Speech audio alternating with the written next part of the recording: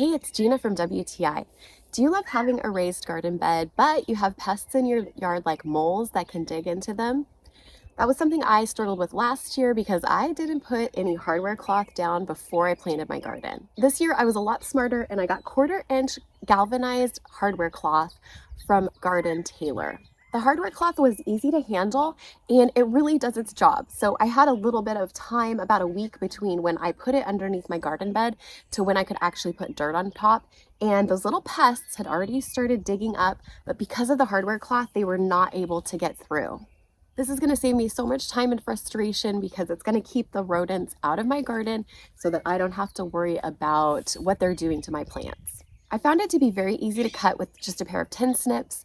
And then I definitely wore leather gloves because it can be easy to poke your skin with the edges of it. And so wear a pair of leather gloves or something else that will keep your hands safe. The galvanized metal is going to last a long time in whatever area of your yard or garden that you're using it. I'm so pleased with the quality of this product, how easy it was to lay down in my garden, and how it's going to save me so much time and frustration. And that's my point of view.